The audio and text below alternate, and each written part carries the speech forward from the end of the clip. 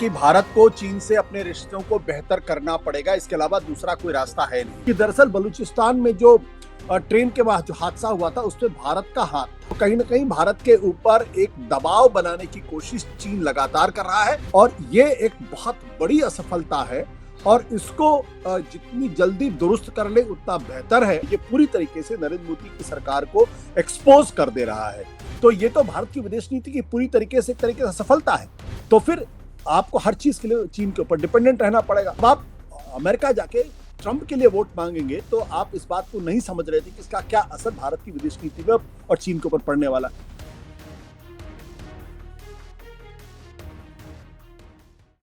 जब दुश्मन आपकी जमीन नहीं ला पाता तो वो आपकी जमीन से उपजने वाली फसल को निशाना बनाता है। चीन अब भारत के किसानों की रीढ़ पर वार कर रहा है। पहले बॉर्डर पर तनातनी, फिर पड़ोसियों को अपने पाले में करना और अब खाद रोककर भारत की खेती को ही कमजोर करना। पिछले 2 महीनों से चीन ने भारत को वो खास उन्नत खाद भेजनी बंद कर दी है जो फल, सब्जियों और बागवानी फसलों के लिए बेहद जरूरी होती है। 80% से ज्यादा यही खाद भारत चीन से मंगवाता है। कोई आधिकारिक रोक नहीं है, मगर चीन की नौकरशाही ने जांच और कागजी पेच में फंसाकर सारी सप्लाई रोक दी है। क्या ये सिर्फ व्यापार है या चीन की कोई नई सॉफ्ट वॉर रणनीति है भारत को दबाने की? और ये अकेला मामला नहीं है। Rare earth magnets, bullet train की टनल मशीनें, हर जगह चीन ने एक्सपोर्ट ब्लैकमेल की नीति अपनाई है। तो क्या भारत आत्मनिर्भर बनने को मजबूर हो रहा है? क्या बन पाएगा? क्या ये किसानों के लिए आने वाला संकट है? क्या मोदी सरकार चीन की चालें पढ़ पा रही है? नमस्कार, मैं हूं अंकुर और आप देख रहे हैं सत्य हिंदी का खास कार्यक्रम आशुतोष की पैनी नजर। यहाँ आशुतोष जी खबर की खबर लेकर असली खबर बताते हैं। आज आशुतोष जी उठाएंगे इन सवालों के असली परतें। सवाल है, भारत के किसानों को चीन के भरोसे क्यों छोड़ा गया है? क्या सरकार ने समय पर रहते कोई प्लान बी तैयार किया है? किसानों को नुकसान हुआ तो जवाबदेही किसकी होगी? क्या हमें चीन से व्यापारिक जो रिश्ते हैं वो सुधारने चाहिए? उनकी सुधर पाएंगे क्या, नहीं सुधर? ऐसे कई सवाल हैं जिन पे हमें बातचीत करेंगे और आशुतोष जी देंगे सवालों के जवाब और बताएंगे कि इस खबर की असली खबर क्या है। और चीन हमको चारों तरफ से घेरने के अलावा हमारी जो आत्मा है, हमारे रीढ़ की हड्डी, उस पर बात करके क्या दिखाने की कोशिश कर रहा है। आशुतोष जी। देखिए अंकुर, ये बात तो बिल्कुल स्पष्ट है कि भारत को चीन से अपने रिश्तों को बेहतर करना पड़ेगा, इसके अलावा दूसरा कोई रास्ता है नहीं। और ये बात मैं बार बार इसलिए कह रहा हूं क्योंकि मुझे नहीं लगता कि भारत के पास कोई ऐसी दृष्टि है इस वक्त मोदी सरकार के पास जो एक समग्रता में चीजों को देख सके और उसके हिसाब से अपनी विदेश नीति को और अपने पड़ोसी देशों के साथ अपने रिश्तों को बेहतर कर सके। ये दरअसल जो कुछ भी हो रहा है या जो कुछ भी चीन इस वक्त कर रहा है, ये उसका रिफ्लेक्शन है। आपने तो ये कहा कि जो स्पेशलिटी फर्टिलाइजर्स हैं, जो सब्जियों को उगाने में या फलों को उगाने में उनकी ईल्ड को बेहतर करने में मदद करते हैं, उसको चीन ने पिछले 4-5 महीनों में उसका जो एक्सपोर्ट है या भारत जो इंपोर्ट करता है उस पर एक तरीके से अघोषित तौर पर उस पर रोक लगा दी है, यानी वो नहीं दे रहा है हमको। और भारत की डिपेंडेंसी उसके ऊपर 80% के आसपास है। अब ये अकेला मामला नहीं, आपने अभी रेयर अर्थ मेटल का जिक्र किया, लेकिन इसके साथ साथ जब मैं आपसे बातचीत कर रहा हूं उस वक्त भारत के लिए एक बड़ी एम्बैरेसिंग सिचुएशन वो भी आई है कि जब शंघाई कोऑपरेशन ऑर्गेनाइजेशन की बैठक में एक प्रस्ताव लाया गया और उस प्रस्ताव में बलूचिस्तान का जिक्र तो किया गया और उसके बहाने ये बताने की कोशिश की गई इनडायरेक्टली या उसको हिंट किया गया कि दरअसल बलूचिस्तान में जो ट्रेन के बाद जो हादसा हुआ था उसमें भारत का हाथ था। अब दिलचस्प बात यह है कि उसमें पहलगाम का जिक्र नहीं है, तो भारत ने इस प्रस्ताव पर सिग्नेचर करने से मना कर दिया गया। कहा यह जा रहा कि दरअसल ये जो प्रस्ताव आया था, यह प्रस्ताव चीन की तरफ से स्पॉन्सर्ड प्रोग्राम था और वो पाकिस्तान की मदद कर रहा है। अब इन तीनों चीजों को अगर एक साथ आप जोड़ के देखेंगे तो कहीं ना कहीं भारत के ऊपर एक दबाव बनाने की कोशिश चीन लगातार कर रहा है और लगातार भारत विरोधी रुख उसका स्पष्ट होता जा रहा है। ऐसे में नरेंद्र मोदी की सरकार को सोचना चाहिए कि पिछले 11 सालों में जो आत्मनिर्भरता का ढिंढोरा वो पीट रहे थे, उस ढिंढोरे का क्या हुआ? क्या वो आत्मनिर्भरता किसी मकाम पे जाके पहुंची भी है या नहीं पहुंची है, या सिर्फ वो अपने आप में एक मार्केटिंग गिमिक थी? क्या आप लोगों को बताने की कोशिश कर रहे थे देखिए नरेंद्र मोदी के आने के बाद से भारत अब आत्मनिर्भर हो जाएगा, उसको किसी चीज पर दूसरे पर निर्भर नहीं रहना पड़ेगा? सवाल ये पूछा जाना चाहिए कि मेक इन इंडिया प्रोग्राम का क्या हुआ, स्टैंड अप इंडिया प्रोग्राम का क्या हुआ? और ये सब चीजें बड़े टॉम टॉम तरीके से बहुत ही इसकी बहुत बड़ी मार्केटिंग करके लोगों के सामने रखी गई। और ये बताया गया कि अब भारत सारे मामलों में आत्मनिर्भर हो जाएगा और वो विश्वगुरु बनने की दिशा में है। तो संघाई कोऑपरेशन में जहां पे ये प्रस्ताव लाया गया कि पहलगाम का जिक्र नहीं है, जबकि पहलगाम में भारतीयों को उनके धर्म की पहचान करके 26 लोगों का कत्ल किया गया और उसकी वजह से भारत और पाकिस्तान के बीच में जंग की स्थिति पैदा हो गई, ऑपरेशन सिंदूर हुआ, अमेरिका को उसमें दखल देना पड़ा, लेकिन उसका जिक्र नहीं हो रहा। जो शंघाई कोऑपरेशन है उसमें उसका जिक्र नहीं है, बलूचिस्तान का जिक्र है और उसके बहाने भारत के ऊपर तहमत लगाने की कोशिश है। तो ये जो तीनों चीजें हैं, ये तीनों चीजें कहीं स्पष्ट तौर पर दिखाती हैं कि भारत अपनी विदेश नीति को नरेंद्र मोदी के नेतृत्व में उस तरीके से कैलिब्रेट नहीं कर पा रहा है जिस तरीके से उसको करना चाहिए था। और ये एक बहुत बड़ी असफलता है और इसको जितनी जल्दी दुरुस्त कर ले उतना बेहतर है। किसानों को तो नुकसान होगा ही होगा, फसलों को नुकसान होगा और इसकी वजह से जो वेजिटेबल्स हैं, सब्जियां हैं, फल फूल हैं, उनके दाम महंगे हो सकते हैं। लेकिन ये एक तरीके से अपने आप में एक जिसे कहते हैं आपदा में अवसर भी हो सकता है और भारत वाकई में जो स्पेशलिटी फर्टिलाइजर्स है उसको अपने यहाँ बनाने की कोशिश करे और उसकी जो सप्लाई है वो अपने यहाँ करे तो ज्यादा बेहतर होगा। बिल्कुल, अब ये ऐसा करे, ऐसा होना चाहिए। वो सिद्धू जी कहते हैं कि अगर मेरी चाची की मूंछ होती तो उन्हें चाचा कहता। होना तो बहुत चीज अगर मगर की बातें, लेकिन मोदी जी ऐसा नहीं कर रहे हैं। इस मामले पर भी चीन के खिलाफ आज तक नहीं बोले, ट्रंप के खिलाफ तो नहीं बोल रहे हैं। बोलते क्यों नहीं? चुप्पी क्या सवाल खड़ी करती है? अब चीन के खिलाफ भी कभी नाम तक नहीं लिया गया और चीन देखिए ये लगातार सवाल तो अंदर घुस रहा है। बिल्कुल, हर ये सवाल तो जंग जब से गलवान का मामला हुआ उसके बाद से लगातार ये सवाल पूछा जा रहा कि आखिर चीन के मसले पर हमारी नीति है क्या, हमारी पॉलिटिक्स क्या है, हमारी विदेश नीति क्या है, हमारी डिप्लोमेसी क्या है। क्योंकि जब आप गलवान की बात करते हैं तो आपको तस्वीर याद आती है जब प्रधानमंत्री नरेंद्र मोदी शी जिनपिंग को झूला झुला रहे थे। तो अगर आप झूला तो उन्हीं को झुलाते जो आपके बहुत प्रिय होते हैं या हाँ, जिसमें आप बहुत ज्यादा इन्वेस्ट करने की कोशिश करते हैं, जिनको अपनी तरफ बहुत आकर्षित करने की कोशिश करते हैं। तो क्या कारण है कि एक तरफ आप झूला झुला रहे हैं, दूसरी तरफ आपकी सेना में, आपकी सीमा के अंदर घुस के चीन की सेना जो है वो भारतीय जवानों के साथ बुरा बर्ताव करती है और हमारे जवान शहीद हो जाते हैं और आप कुछ नहीं बोलते हैं। तो ये जो सवाल है, ये सवाल बहुत महत्वपूर्ण सवाल है और ये पूरी तरीके से नरेंद्र मोदी की सरकार को एक्सपोज कर दे रहा है कि 11 सालों से भारत की जो सरकार है, जो नरेंद्र मोदी की सरकार है, वो ये तय नहीं कर पाई है कि दरअसल चीन के साथ उसके रिश्ते कैसे होंगे।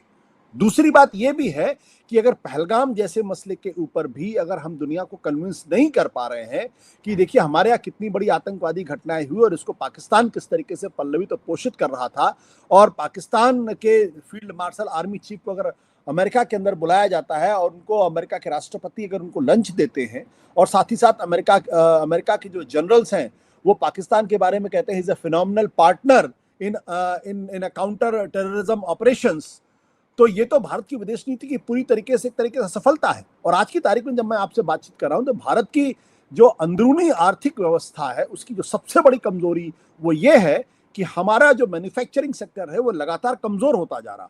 और अमेरिका, अब चीन आज की तारीख में दुनिया का मैन्युफैक्चरिंग के मामले में एक बहुत बड़ा पावर हाउस है। दुनिया के किसी भी देश में चले जाइए, दुनिया के किसी भी बाजार में चले जाइए, छोटी सी छोटी चीजें भी अगर आप उठा के देख लेंगे तो वो सब मेड इन चाइना है। यहां तक कि बांग्लादेश जैसा देश भी जो कपड़ों के मामले में, टेक्सटाइल के मामले में वो भारत से बहुत आगे है। तो 11 सालों में अगर मेक इन इंडिया ने अगर सक्सेसफुली काम किया होता, स्टैंड अप इंडिया ने अगर सक्सेसफुली काम किया होता और स्टार्टअप इंडिया ने अगर सक्सेसफुली काम किया होता और आत्मनिर्भरता का जो मंत्र था अगर उस पर मेहनत की गई होती, उस पर फोकस किया गया होता, तो कम से कम भारत का जो मैन्युफैक्चरिंग सेक्टर है वो मजबूत होता और उसकी जो जीडीपी के अंदर जो उसकी सहभागिता है वो बढ़ती। लेकिन आज की तारीख में अगर आप देखें तो जब से नरेंद्र मोदी की सरकार आई है, जीडीपी में मैन्युफैक्चरिंग सेक्टर का जो कंट्रीब्यूशन है वो लगातार कम होता जा रहा है। और एक आकलन तो ये भी कहता है कि 15% से नीचे जाता हुआ दिखाई पड़ रहा है, जबकि मनमोहन सिंह के जमाने में 17 से 18% की बात की जा रही थी और प्रधानमंत्री नरेंद्र मोदी ने उसको 25% तक बढ़ाने की कोशिश की थी।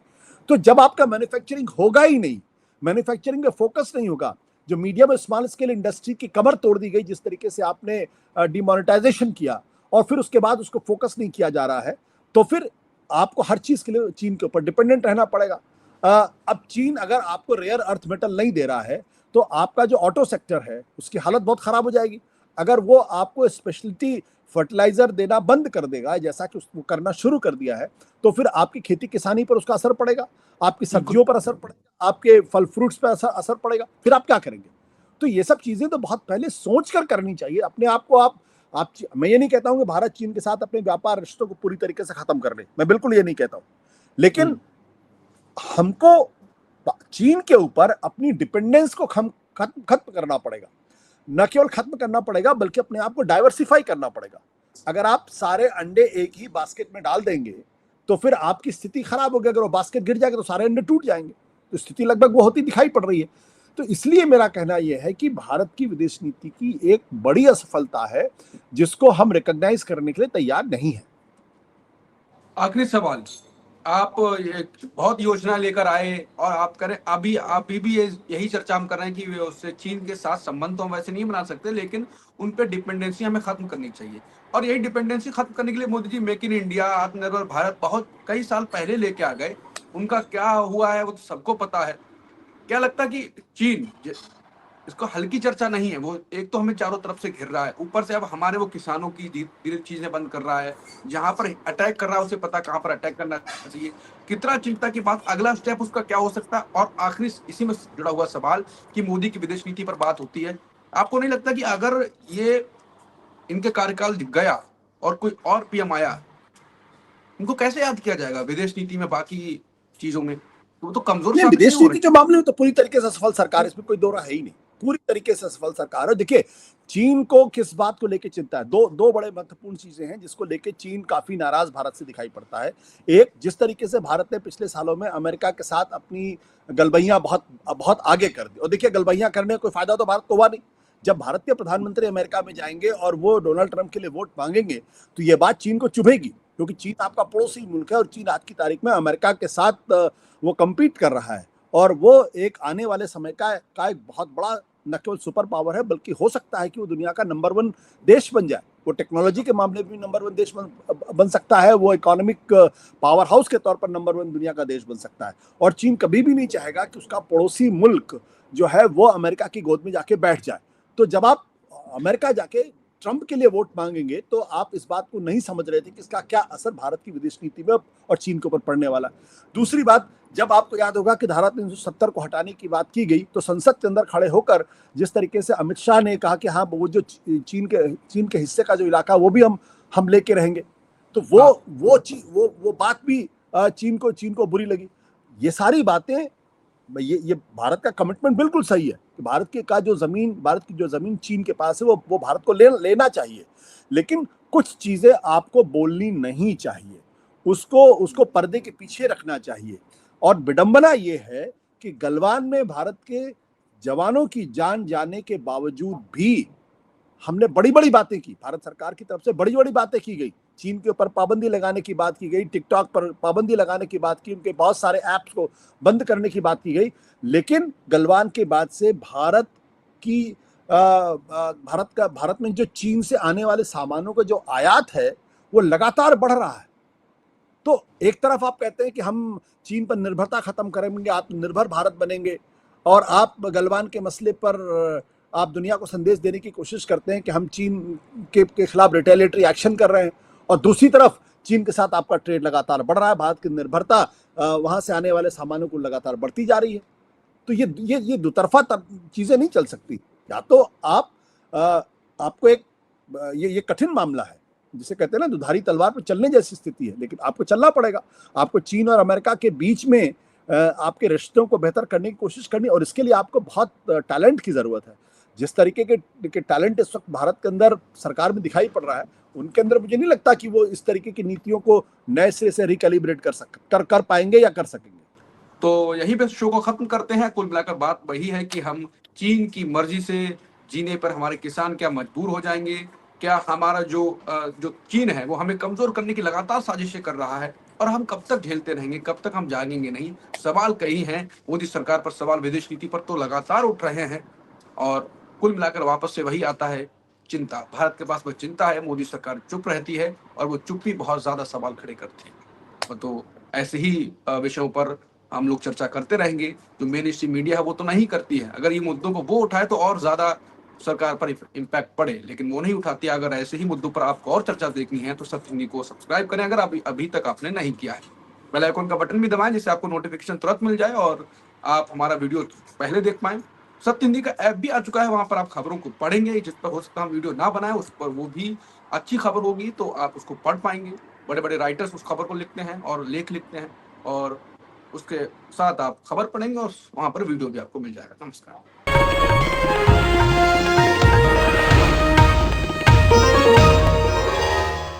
Copyright disclaimer under Section 107 of the Copyright Act 1976. Allowance is made for fair use for purposes such as criticism, comment, news reporting, scholarship, and research. Fair use is a use permitted by copyright statute that might otherwise be infringing.